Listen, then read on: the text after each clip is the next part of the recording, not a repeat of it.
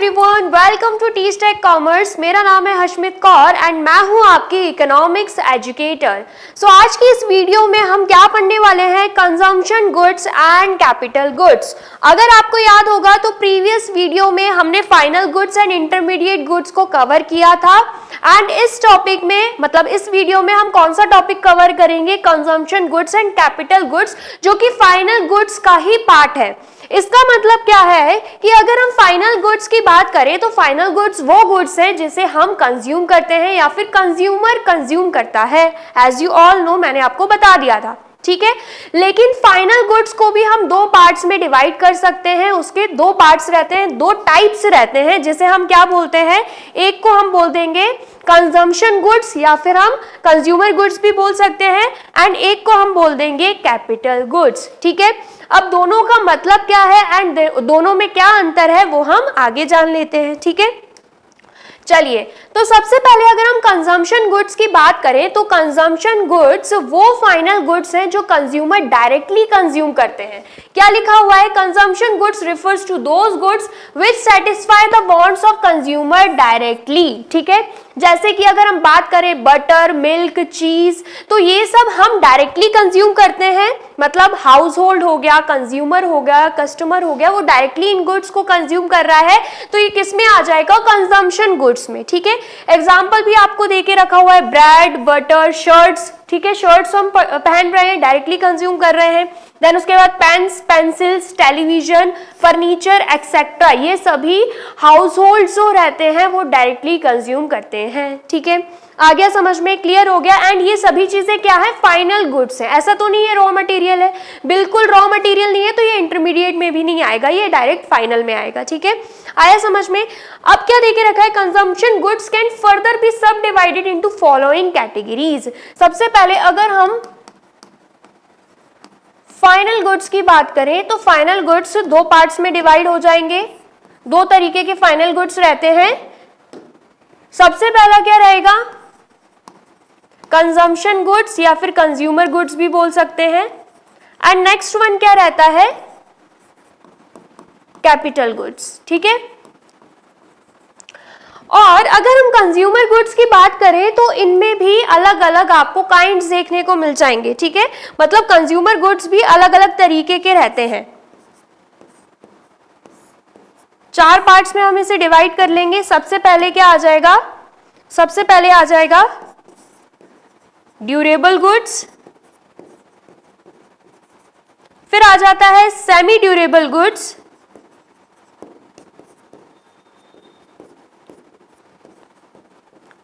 ठीक है।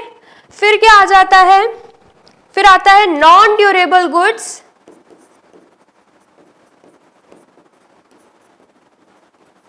एंड उसके बाद आता है सर्विसेज। ये चारों चीजें किसमें इंक्लूड हो जाएंगी, कंज्यूमर गुड्स में, ठीक है। आया समझ में। ड्यूरेबल गुड्स की बात करें तो ड्यूरेबल गुड्स वो गुड्स होते हैं जो 4-5 सालों तक आराम से हम चला सकते हैं, ठीक है। यहाँ पे आपको डेफिनेशन भी देके रखी है। It refers to those goods which can be used again and again over a considerable period of time. For example television हो गया, रेफ्रिजरेटर हो गया, मिक्सर हो गया, ग्राइंडर हो गया, इन सभी चीजों को हम क्या कर सकते हैं, अगेन एंड अगेन यूज कर सकते हैं। आराम से ये 4-5 सालों तक चल जाएंगे, ठीक है। आया समझ में। एसी भी इंक्लूड कर सकते हो, हीटर भी इंक्लूड कर सकते हो, एक्वागार्ड भी इंक्लूड कर सकते हो। ये सभी चीजें किस में आ जाता है, ड्यूरेबल गुड्स में आ जाता है, ठीक है। आया समझ में। ऐसे ही अगर हम बात करें सेमी ड्यूरेबल गुड्स की तो ये सिर्फ और सिर्फ 1 साल तक ही चल सकते हैं, ठीक है। Goods which can be used for a limited period of time, इनका जो टाइम पीरियड है ये लिमिटेड है। जैसे कि these goods have a life span of around 1 year, बोला जा रहा है कम से कम मतलब आसपास 1 साल के ये चल सकते हैं, उससे ज्यादा नहीं चल सकते, ठीक है। जैसे कि क्लॉथ्स हो गया, वैसे तो हम 4-5 साल तक चला लेते हैं, लेकिन इकोनॉमिक्स में बोले तो ये 1 साल तक ही चलते हैं, ठीक है। आया समझ में। उसके बाद शूज हो गया, ठीक है। अब हम चलाने को तो चला लेते हैं, फॉर एग्जाम्पल क्लॉथ्स एक साल में फट जाते हैं, अगर बार बार पहन रहे हो तो हम सिलवा के पहन लेते हैं, है ना, वो तो क्या है, काम चलाते रहते हैं। शूज जो है अगर वो टूट रहे हैं या कुछ भी हो रहा है तो हम मोची के पास चले जाते हैं ठीक करवाने, फिर पहन लेते हैं। लेकिन अगर हम बात करें तो कम से कम ये 1 साल तक ही चलते हैं, तो ये किस में आ जाएंगे, सेमी ड्यूरेबल गुड्स में, मतलब इनका लाइफ स्पैन जो है अराउंड 1 ईयर ही है, ठीक है। देन उसके बाद आते हैं नॉन ड्यूरेबल गुड्स, जो एक बार में ही खत्म हो जाते हैं, मतलब जैसे ही कंज्यूम किया वो खत्म हो जाएंगे, जैसे कि शुगर हो गया, सॉल्ट हो गया, वेजिटेबल्स हो गई, बटर हो गया, चीज हो गया, मिल्क हो गया, एक बार में ही कंज्यूम करके हम उसे खत्म कर देते हैं, उसे हम बार बार कंज्यूम नहीं कर सकते, ठीक है। तो क्या बोला जा रहा है, goods which are used up in a single act of consumption are known as non durable goods. Single act of consumption मतलब एक ही बार में खत्म हो जाएंगे, एक ही बार यूज कर सकते हैं। These goods cannot be used more than once, same चीज बोली जा रही है, इसको एक बार से ज्यादा हम यूज कर ही नहीं सकते, that means they loss their identity in single act of consumption, ठीक है। एग्जाम्पल में हमें दे के रखा है milk, bread, food grains, paper etcetera, और भी एग्जाम्पल्स मैंने बताया, आप वो भी इसमें ऐड कर सकते हो, ठीक है। आया समझ में, चलिए देन फिर आ जाते हैं सर्विसेज। सर्विसेज की बात करें तो ये कोई गुड्स नहीं होती, ये इनटेंजिबल गुड्स होते हैं, मतलब इन्हें हम देख नहीं सकते, इन्हें हम छू नहीं सकते, ठीक है। जैसे कि अगर हम बात करें, टीचर आपको पढ़ा रही है, मैं आपको ऑनलाइन टीच कर रही हूँ, ठीक है, तो ये किस में आ जाएगा, सर्विसेज में आ जाएगा। डॉक्टर आपको ट्रीट करता है, ठीक है, आपको सर्विसेज प्रोवाइड करता है, तो ये भी इसमें आ जाएगा। फिर उसके बाद बैंक्स आपको लोन देती हैं, ठीक है, तो ये सब चीजें किस में आ जाती है, सर्विसेज में ही आ जाती है। Services refer to non material goods. Services क्या है, नॉन मटेरियल गुड्स हैं which directly satisfy the human wants, and ये भी ह्यूमन वांट्स को सेटिस्फाई करती है। जैसे कि आपको जरूरत है किसी टीचर की जो आपको गाइड कर सके, तो अगर टीचर आपको सर्विसेज दे रहा है तो ये भी आपकी वांट्स, आपके डिजायर्स को सेटिस्फाई कर रहा है, ठीक है। अगर आप बीमार पड़ रहे हो, आप डॉक्टर के पास जा रहे हो, तो वो भी आपको सर्विसेज दे रहा है, ये भी आपके वांट्स को सेटिस्फाई कर रहा है, ठीक है। देन उसके बाद बैंक के पास जा रहे हो, आपको लोन चाहिए, तो वो आपको लोन प्रोवाइड कर रहा है, तो वो भी आपको सर्विसेज प्रोवाइड कर रहा है। ये कोई पर्टिकुलर गुड नहीं है, टेंजिबल चीज नहीं है जो आप उसको देख सकते हो, छू सकते हो, ये इनटेंजिबल है, इसको आप महसूस कर सकते हो, ठीक है। आया समझ में, चलिए नेक्स्ट उसके बाद आ जाता है capital goods. So basically capital goods वो गुड्स होते हैं, इन्हें भी हम फाइनल गुड्स में ही इंक्लूड करेंगे, लेकिन ये जो गुड्स रहते हैं ये फर्म, फैक्ट्री, बिजनेस में इंक्लूड हो जाते हैं, मतलब जो बिजनेस के लोग होते हैं, ऑर्गेनाइजेशन होता है, फर्म होती है, वो इन्हें यूज करती है, इन्हें कोई हाउस होल्ड यूज नहीं करता, ठीक है। आया समझ में, तो क्या देके रखा है, capital goods are those final goods which help in production of other goods and services. मतलब ये कैपिटल गुड्स वो फाइनल गुड्स हैं जो प्रोडक्शन प्रोसेस में हेल्प करता है, या फिर कोई भी कॉमोडिटी या गुड्स या कोई भी प्रोडक्ट बनाने में हेल्प करता है। फॉर एग्जाम्पल अगर आपको बटर बनाना है, ठीक है, एक फैक्ट्री है जिसको बटर बनाना है, तो उसके लिए कुछ टूल्स या इक्विपमेंट्स लगेंगे, या कोई फैक्ट्री है जिसको टॉय बनाना है तो उसके लिए भी मशीनरी लगेगी, ठीक है। मतलब मशीन्स, इक्विपमेंट्स, टूल्स, फर्नीचर, इन सब का यूज होता ही होता है अगर किसी फैक्ट्री, फर्म, बिजनेस ऑर्गेनाइजेशन को कोई भी प्रोडक्ट बनाना है, तो उस मशीनरी को हम क्या बोलेंगे, उस मशीनरी को हम कैपिटल गुड बोल देंगे, ठीक है। आया समझ में। अब जैसे कि अगर हम बात करें कोई भी मशीनरी है, या फिर एग्जांपल ले लेते हैं हम रेफ्रिजरेटर का, ठीक है, अगर रेफ्रिजरेटर को हम खुद यूज कर रहे हैं तो वो कैपिटल गुड में नहीं आएगा, वो किस में आ जाएगा, वो कंजम्पशन गुड्स में आएगा, क्योंकि हाउस होल्ड उसे कंज्यूम कर रहा है। लेकिन यहीं पे रेफ्रिजरेटर अगर कोई शॉप है वो यूज कर रहे हैं, ठीक है, अपना सामान रखने के लिए, स्टोर करने के लिए, ठीक है, या फिर हम बात करें कोई फर्म यूज कर रही है रेफ्रिजरेटर को, तो वो किस में आ जाएगा, कैपिटल गुड्स में। इसका डिफरेंस आपको समझना है, ठीक है। अब यहाँ पर आप देख सकते हो, आपको कैपिटल गुड्स के एग्जाम्पल भी दे के रखे हैं, प्लांट एंड मशीनरी, इक्विपमेंट्स, ठीक है, आ गया समझ में। अब कुछ इंपॉर्टेंट पॉइंट्स दे के रखे हैं, वो आपको ध्यान में रखना है। Some points about capital goods. पहला पॉइंट क्या है, they are used in future for productive purposes and have expected life time of several years. बोला जा रहा है जो भी कैपिटल गुड्स रहते हैं, जैसे कि मैंने आपको बताया plant and machinery, furniture, equipments, तो ये जो है ये प्रोडक्शन प्रोसेस में हेल्प करता है, ये आगे काम आता है, मतलब फ्यूचर प्रोडक्शन के लिए, कोई भी प्रोडक्ट बनाने के लिए काम आता है। एंड इनका जो लाइफ टाइम रहता है ना वो काफी सालों तक का रहता है, ठीक है। 8-10 साल आप आराम से इसे चला सकते हो। रिपेयर करवाओ, अगर 3-4 साल बाद जरूरत पड़ रही है, आप मशीनरी को रिपेयर करवा के उसको फिर से यूज कर सकते हो, ठीक है। आया समझ में।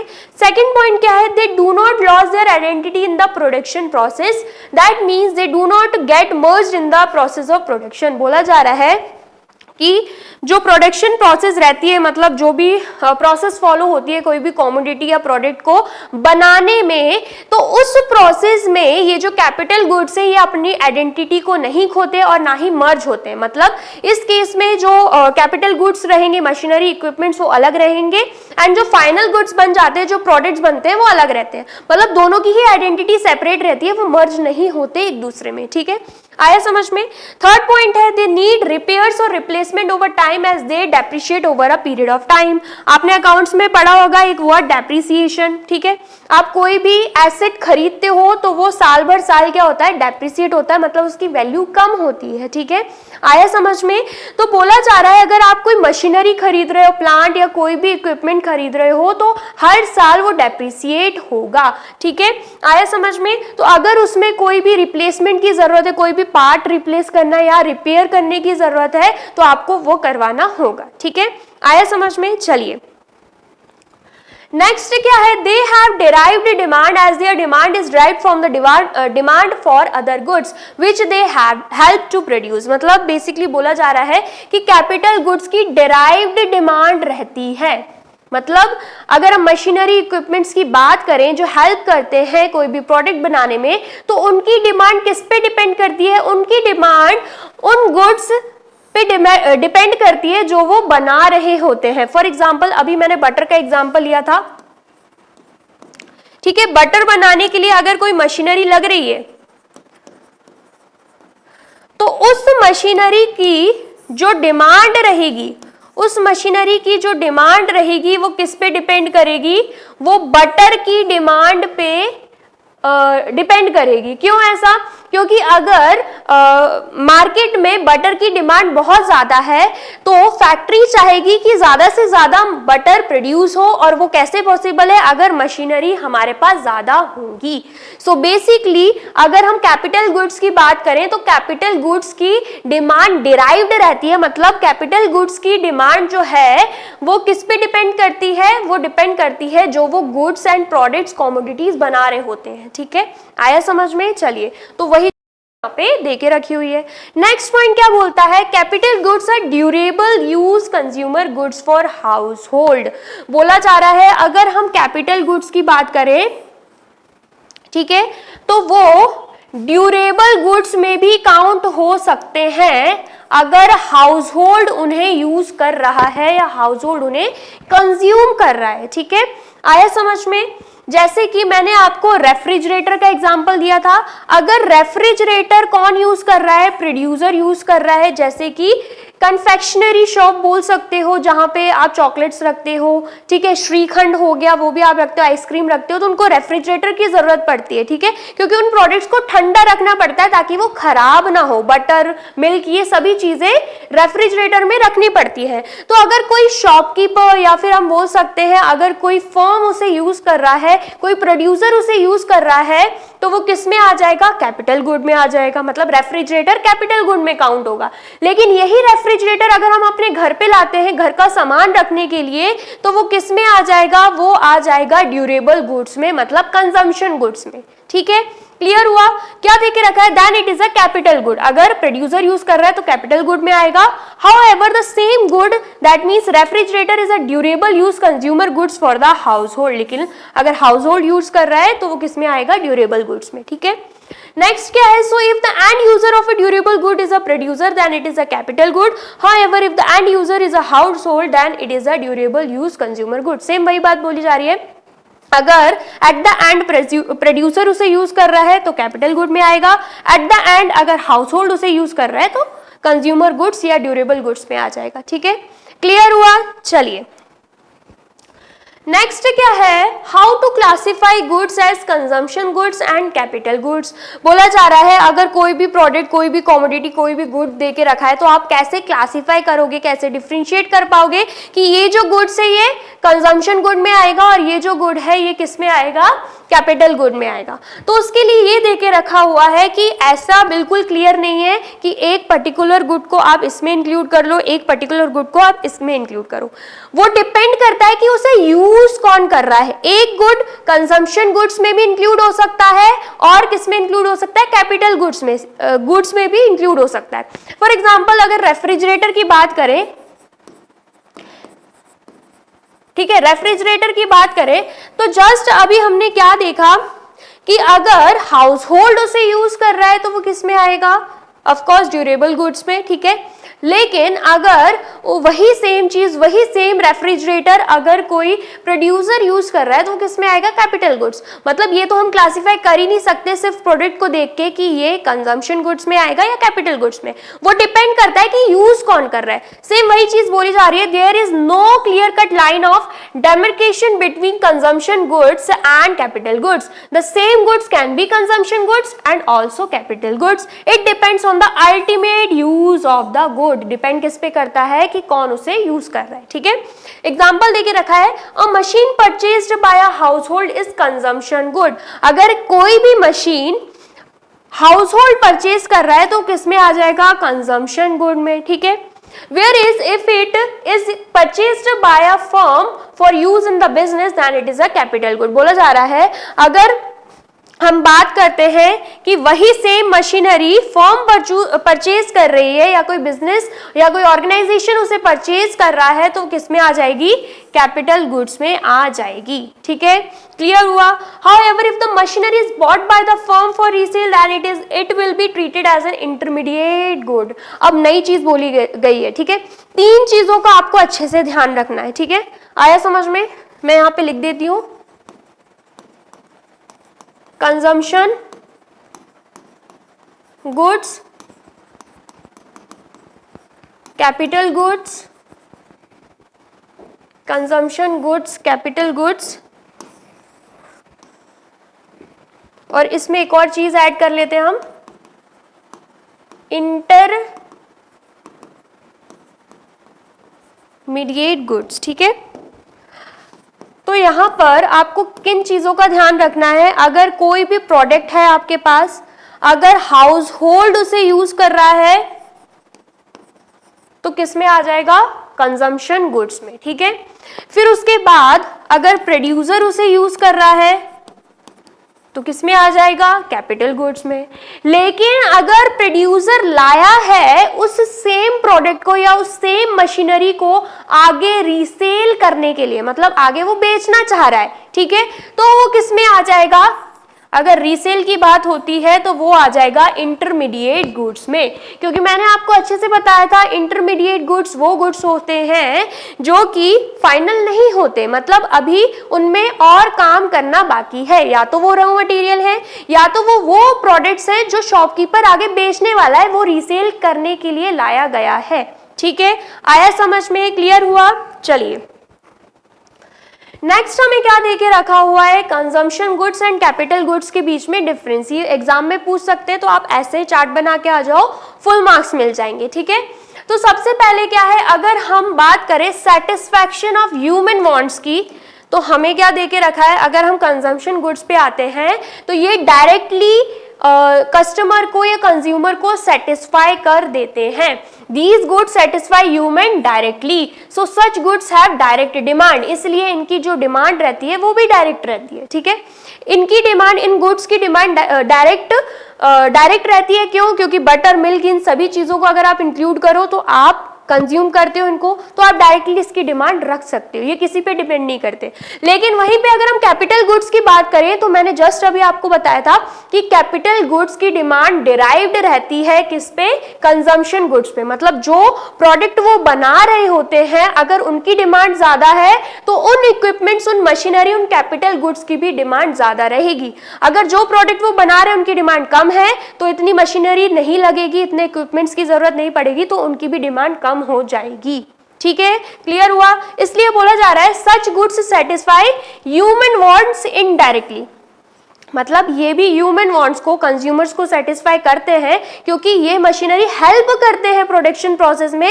इनकी वजह से ही कोई प्रोडक्ट बन पाता है जो इंसानों को चाहिए रहता है। ठीक है, लेकिन ये इनडायरेक्टली हेल्प करते हैं, मतलब इनडायरेक्टली ह्यूमन वांट्स को सेटिस्फाई करते हैं, डायरेक्टली नहीं करते। ठीक है, आया समझ में? क्योंकि ह्यूमन को पता ही नहीं रहता कि कौन सी मशीनरी से कौन सा प्रोडक्ट बन रहा है। ठीक है, आया समझ में? So such goods have derived demand, वही चीज बोली जा रही है, इसलिए इनकी जो डिमांड रहेगी वो भी डिराइव्ड रहेगी। ठीक है, चलिए अब प्रोडक्शन कैपेसिटी की बात करें तो बोला जा रहा है they do not promote production capacity. मतलब कंजम्पशन गुड्स का प्रोडक्शन कैपेसिटी से या प्रोडक्शन प्रोसेस में कोई लेना देना नहीं है। ठीक है, वहीं पे अगर हम बात करें कैपिटल गुड्स की, they help in raising production capacity.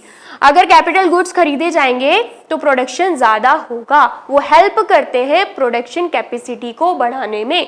ठीक है, आया समझ में? फिर उसके बाद हम एक्सपेक्टेड लाइफ की बात करें तो कंजम्पशन गुड्स के लिए दे के रखा है most of the consumption goods except durable goods have limited expected life. बोला जा रहा है, अभी जस्ट मैंने आपको बताया था कंजम्पशन गुड्स भी 4 तरीके के होते हैं, तो बोला जा रहा है ड्यूरेबल गुड्स को छोड़ के अगर हम दूसरे कंजम्पशन गुड्स की बात करें तो उनका लाइफ स्पेन, उनका टाइम पीरियड लिमिटेड ही रहता है। सिर्फ ड्यूरेबल गुड्स ही ऐसे गुड्स रहते हैं जिनका टाइम पीरियड 1 साल से ज्यादा रहता है। ठीक है, आया समझ में? चलिए नेक्स्ट अगर हम कैपिटल गुड्स की बात करते हैं तो बोला जा रहा है capital goods generally have an expected life of more than 1 year.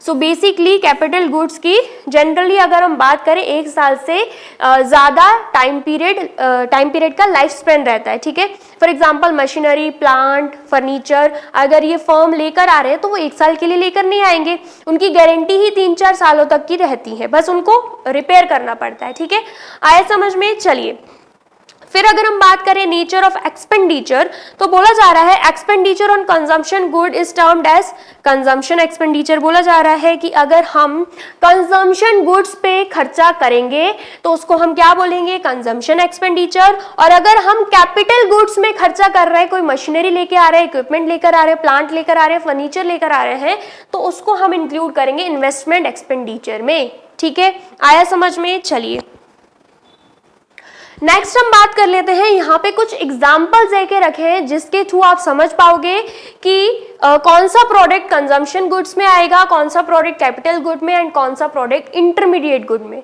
लेकिन आप सोचोगे मैम आपने तो बोला है कि वो डिपेंड करता है एंड यूजर पे, बस वही चीज देके रखी है। मतलब आप देखोगे ये कार है ना, ये कंजम्पशन गुड में भी आ रहा है, ये कैपिटल गुड में भी आ रहा है, ये इंटरमीडिएट गुड में भी आ रहा है, लेकिन ये डिपेंड किस पे करता है कि इस कार को यूज कौन कर रहा है। ठीक है, आया समझ में? यहां पर देख लेते हैं, अगर कोई हाउस होल्ड इस कार को यूज कर रहा है, मतलब आप अपने लिए एक नई कार खरीद कर लाए, तो वो किस में आ जाएगा? वो कार आ जाएगी कंजम्पशन गुड में। ठीक है, अब अगर आपका कोई बिजनेस है, ठीक है, और आप कार को यूज कर रहे हो एज टैक्सी, मतलब आपका बिजनेस ही ये है कि आपको कार खरीदनी है, 10-15 इकट्ठी खरीद ली एंड पैसेंजर्स को छोड़ना है, उनसे क्या लेना है? पैसे लेने हैं। मतलब ये आपका बिजनेस है, जैसे कि ऊबर आपने देखा होगा, उसके बाद ओला देखा होगा, तो वो यही करते हैं, ये एक प्रकार का बिजनेस ही है। ठीक है, तो अगर बिजनेस में कार का यूज हो रहा है तो वो कार किस में आ जाएगी? कैपिटल गुड्स की।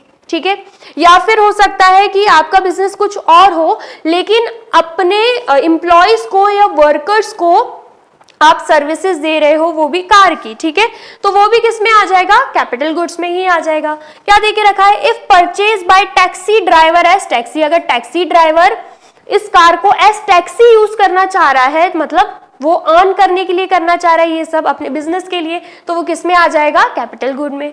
If purchased by firm for use in business, बोला जा रहा है अगर कार का यूज हम बिजनेस में कर रहे हैं, फर्म में यूज कर रहे हैं, तो वो भी किस में आ जाएगा, कैपिटल गुड्स में। ठीक है, आया समझ में। लेकिन अगर कोई कार डीलर है जो कार को परचेस करके आगे रीसेल करना चाह रहा है, तो वो आ जाएगा इंटरमीडिएट गुड्स में। मतलब कार एक ही है, लेकिन अगर उसका यूज अलग अलग है तो वो कंजम्पशन, कैपिटल, इंटरमीडिएट तीनों में इंक्लूड हो सकता है। ठीक है, आया समझ में।